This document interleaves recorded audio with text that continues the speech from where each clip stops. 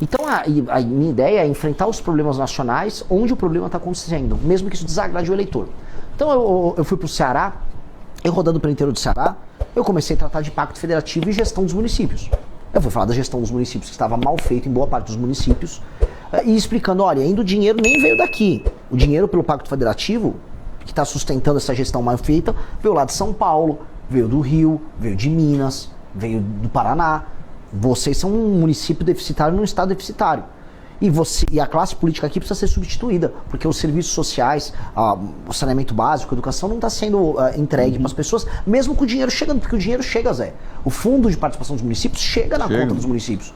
Muitos municípios dependem do FPM. A maioria. Município pequeno, mais de 98%. O que eu acho um erro, viu? Eu acho que todo município deveria existir, ou então deixar de existir um extra, uma obra, tudo bem, mas depender fundamentalmente de fundo... Eu sou bem claro, um critério para a administração dos municípios, no projeto nosso chama Lei de Responsabilidade Gerencial, é o município se tornar independente do ponto de vista financeiro.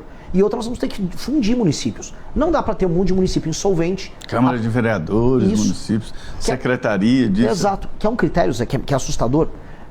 Municípios em que menos de 10% da arrecadação total venha do próprio município, eles são totalmente insustentáveis. Sabe por quê? Porque esses 10% não conseguem pagar nem a folha de pagamento do município. Ou seja, se o município não é capaz de arrecadar o dinheiro para pagar os próprios funcionários, ele está só tirando o dinheiro das pessoas. Para nada, inutilmente. Então é meio que desesperadora a situação dos municípios brasileiros. Houve ali logo depois da Constituinte de 88 um boom, criaram vários municípios. Mais de 1000 municípios. Município de 800 mil habitantes e tal. Aí depois houve uma decisão do Supremo que travou. Hoje é impossível criar município. Recentemente nos Estados Unidos eu vi lá a facilidade de criar um município. É fazer um plebiscito. E pronto, criou seu município. Mas é o seguinte, você criou o município, então tá bom. Escola, posto de saúde, estrada, tudo com por vocês. Sua conta. Exato. Vira um condomínio, né? Exato. E também nasce daí aquela diferença de ninguém quebrar nada, porque está quebrando algo seu. É como se fosse um condomínio. Exatamente. É que aqui, o que acontece? Os municípios, eles não se preocupam em ter arrecadação, em ter atividade econômica, e ficam com o pires na mão, recebendo emenda de deputado e cobrando que aumente o FPM. Aí, mesmo com esse dinheiro chegando, eles não cumprem metas de desempenho em nenhuma área. Educação, saúde, segurança, nada. E ficam só com o pires na mão, ajudando a classe política do Estado a se retroalimentar. Este é o maior problema do Brasil, Zé. Porque este é o problema que gera o famoso Centrão. O Centrão é basicamente um grupo de políticos, especialmente deputados, que mandam suas emendas para esses prefeitos espalhados por esses municípios ao redor do Brasil. E esses prefeitos não têm nenhum compromisso em melhorar a vida das pessoas. Eles geram os votos para os caras do Centrão, desviam um pedaço de emenda, usa o caixa 2 da emenda para comprar voto aqui e ali, reelege o político deputado, esse deputado fica lá em Brasília com uma faca no pescoço do presidente, não importa qual, e o ciclo roda. A vida não melhora, só que quem está pagando essa conta? Um outro Brasil que está trabalhando e produzindo. Então tem um Brasil que trabalha e produz e paga a conta dessa improdutividade, e tem um Brasil improdutivo. O que nós precisamos fazer? Botar o Brasil improdutivo para trabalhar.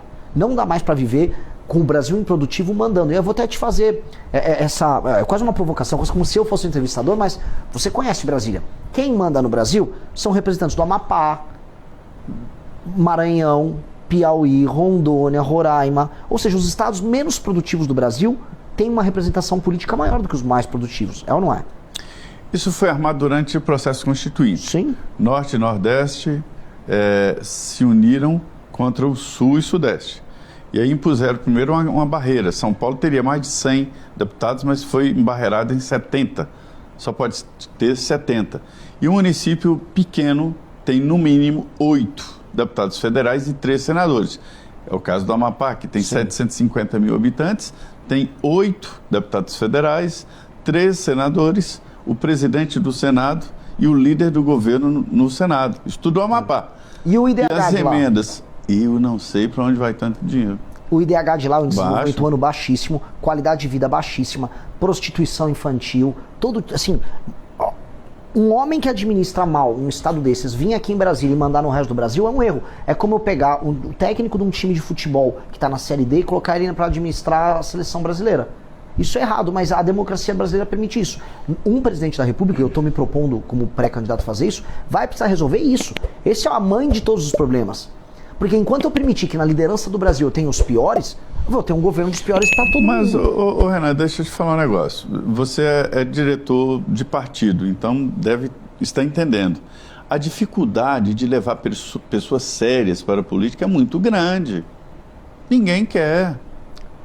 Zé... Você deve ter percebido isso. Lógico, mas assim, a gente tem que Você chega numa cidade, procura alguém, empresário que está com a vida resolvida. Ah, venha se candidatar a prefeito.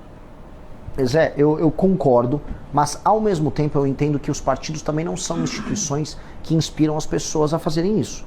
Você tem que ter uma liderança inspiradora num partido que faça as pessoas sonharem em construírem algo maior do que a vida normal e pacata delas. Os líderes partidários no Brasil, quase todos são envolvidos em escândalo de corrupção ou não têm posição política nenhuma. Quando eu vou e rodo o Brasil, modéstia à parte, assim, estou aqui falando na maior humildade, eu sou presidente de partido, eu convoco todo mundo, vamos participar desse sonho, vamos participar dessa construção. As pessoas percebem que eu não sou rico, que eu não quero ficar rico com política, que meu time não está com isso, meu time está afim de fazer o sacrifício. E aí você começa a inspirar, porque nós precisamos fazer os melhores governarem o Brasil. Eu preciso pegar um aluno do ITA, um cara que fez ITA, um cara que fez um UNB aqui em Brasília, o cara que em São Paulo fez USP, e essas pessoas têm que entender que uma das opções que ela tem na vida, além de abrir uma empresa, é participar de um governo que vai mudar todo o país. Eu quero fazer um governo dos melhores. Os melhores têm que entender que eles têm que mandar. Eu tenho que dar poder para quem é melhor. Aqui no Brasil, entretanto, a gente vive num regime que os piores nos administram. Eu não posso aceitar ser governado pelo Alcolumbre. Com todo respeito ao Alcolumbre. Agora, o Alcolumbre, ele vem de um estado que é mal administrado, ele não é um político com nenhum mérito em nada. Tudo que há de estranho no Brasil acontecendo passa pelo Alcolumbre, e esse cara vai ter que mandar em mim, ou esse cara vai mandar em pessoas melhores do que eu, inclusive, empresários, médicos, mães, professores. Eles não têm condição de fazer isso. A gente tem que fazer uma espécie de uma revolução das pessoas boas, inteligentes e produtivas contra as pessoas improdutivas que mandam na gente. Esse é o meu sonho, isso a gente precisa fazer. O Alcolumbre não foi colocado na presidência do Congresso pelo voto popular, né? Uhum. Talvez ele tenha recebido menos votos que um vereador de São Paulo. Olha, muito provavelmente. Ele começou a carreira dele sendo um office boy do Sarney. A família dele, ela meio que nem traficava, ela vendia, vamos dizer, ouro lá pra Guiana. Hoje eles dominam a parte de combustíveis lá no Amapá, né? Mais da metade dos postos de gasolina no Amapá são da família dele. Ou seja, ele se tornou um colosso político. E mesmo sendo um colosso político, o estado dele continua muito, muito pobre. Sim. A vida não melhora no Amapá. O Amapá não consegue ter uma ligação por terra com o resto do Brasil. Isso é uma loucura. Isso é assustador. E aí o cara vai e manda no Brasil. Quer dizer, um cara que participa de um grupo político que torna um estado ruim como o Amapá, fica basicamente vivendo mal. Mas vem cá, isso não é preconceito, não? Contra Lógico um que estado não. Pobre, não é um... Então, sendo bem sincero, você acha que as pessoas gostam de viver lá? Eu tive no Maranhão, Zé. Eu tive no Maranhão. As pessoas querem ir embora do Maranhão. E eu fui no Maranhão e falei exatamente isso que eu falei. Viver aqui é horrível, as estradas são horríveis, vocês são tratados como bichos. As cidades não são sustentáveis. Se a gente quiser melhorar a vida de vocês aqui, eu preciso apontar o problema. Eu não posso ser, Zé, condescendente com uma pessoa que está vivendo mal e que está sendo explorada politicamente por uma classe política horrível. Eu tenho que libertar ela. E a libertação vem com a verdade. A verdade liberta. Eu posso fazer o que todo político que vem de São Paulo, do Centro-Sul, faz lá no Nordeste, que é chegar, Ting Ding, tá com a musiquinha, vou comer um cuscuz aqui, comer uma buchada. Isso é enrolar as pessoas. Você prefere indicar os problemas. Eu preciso falar os problemas e falar, se viver aqui fosse bom, as pessoas não estavam migrando para outros lugares. O único lugar no Nordeste hoje que está com um saldo positivo no fluxo migratório é a Paraíba. É só a Paraíba. De resto, as pessoas estão indo todas embora. Salvador, a população diminuiu. Bahia, a população está indo embora. Maranhão, o pessoal está indo para Goiás. Pará, que não é Nordeste, mesma coisa. O pessoal do Pará está indo embora. Eu estive nessa semana lá em Recife, para comemoração dos 20 anos do blog do Magno, conversava com um empresário muito bom, Eduardo Monteiro, e ele falando exatamente da administração da Paraíba, né, que não é de agora, né, já vem sendo administrado em estado superavitário. Sim. Talvez o segredo esteja exatamente no controle fiscal, né? Olha, se tem uma coisinha, o administrador público não precisa ser brilhante. Se tiver controle fiscal, metas e indicadores na administração pública, e lei e ordem, segurança, as coisas começam a acontecer. As pessoas não são idiotas. Lá no Nordeste, as pessoas não são imbecis. Nem um pouco. Se você prover meios para que as pessoas possam trabalhar e viver a vida delas, elas resolvem a vida delas. Gostou do conteúdo? Para mais vídeos como este, se inscreva no canal Missão Lab.